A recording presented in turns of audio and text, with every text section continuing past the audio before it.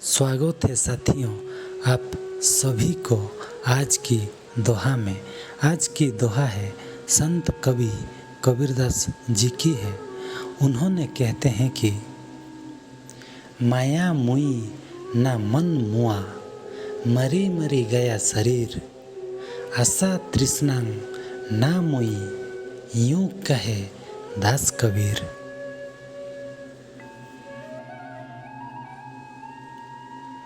कबीर कहते हैं कि संसार में रहते हुए ना माया मरती है ना ये मन।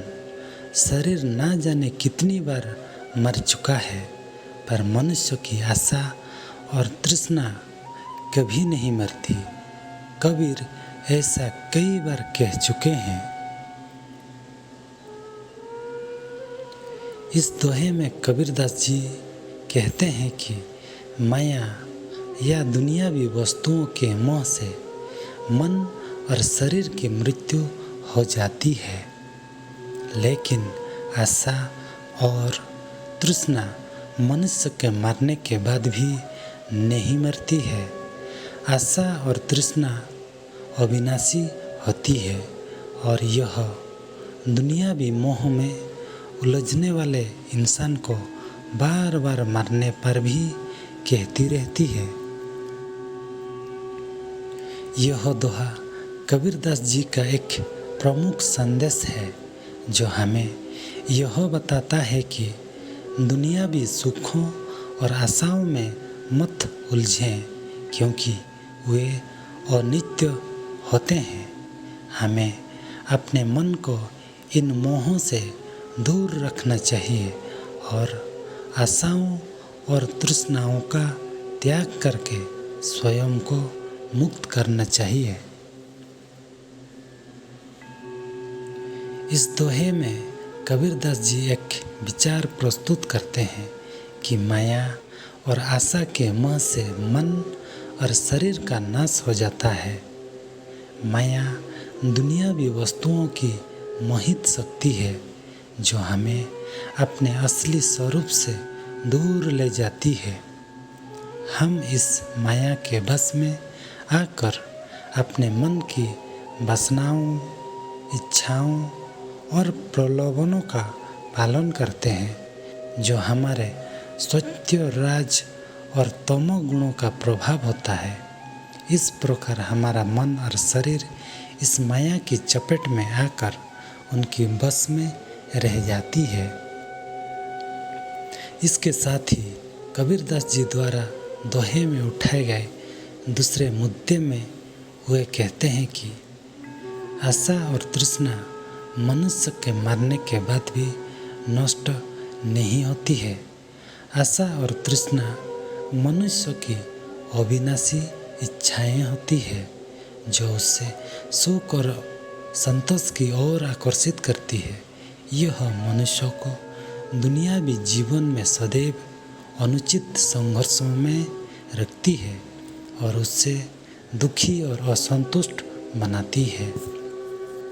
इस दोहे के माध्यम से कबीरदास जी हमें यह समझाना चाहते हैं कि हमें माया और आशा के बस से मुक्त होने की आवश्यकता है।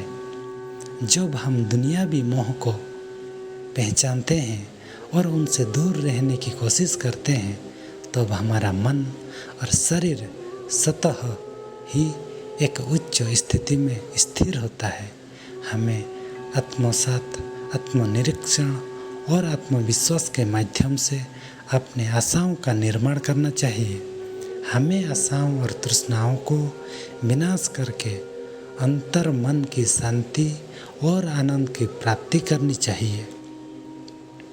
इस दोहे के माध्यम से हमें यह बोध होता है कि सच्चे आनंद और संतोष का स्रोत आंतरिक शांति में स्थित होता है।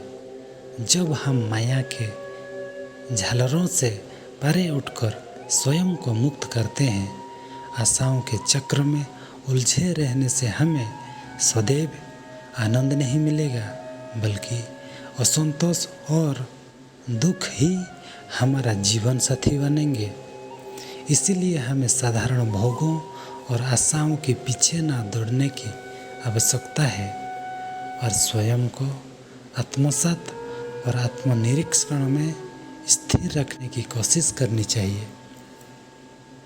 संक्षेप में कहे तो हमें आशाओं और तृष्णाओं का त्याग करना चाहिए और अपने मन को स्थिर रखने की कोशिश करनी चाहिए। माया के मोह में उलझने से बचकर हम अंतरंग शांति और आनंद की प्राप्ति कर सकते हैं। हमें आत्मसंयम, आत्मज्ञान और आत्मसम्मान का विकास करना चाहिए ताकि हम सच्चे आनंद और संतोष को प्राप्त कर सकें।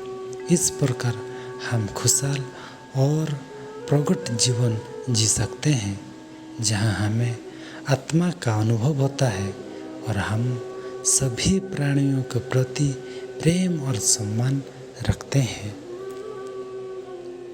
इस प्रकार कबीरदास जी के द्वारा प्रस्तुत किए गए दोहे हमें जीवन के महत्वपूर्ण सिद्धांतों को समझाते हैं।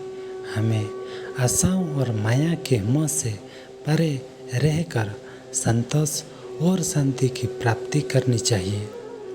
अपने मन को नियंत्रित करके हम अंतर्मुखी होकर आत्मसंयम और आत्मसम्मान का विकास कर सकते हैं। हमें आत्मज्ञान और स्वावलंबन के मार्ग पर चलना चाहिए ताकि हम आनंद और प्रगट के साथ जीवन जी सकें, जीवन का अनुभव कर सकें। कबीरदास जी के दोहों का महत्वपूर्ण संदेश है कि हमें आत्मिक मुक्ति के लिए आशाओं और तृष्णाओं से दूर रहना चाहिए। इसके बजाय हमें आत्मा के आदिकाल से जुड़े सत्य को पहचानना चाहिए और सत्य के मार्ग पर चलने का प्रयास करना चाहिए।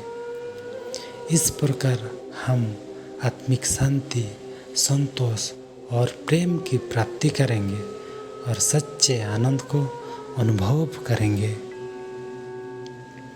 कबीरदास जी के दोहों में निहित संदेश हमें सही दिशा देते हैं। हमें उच्चतम मानवीय मूल्यों का सम्मान करना चाहिए।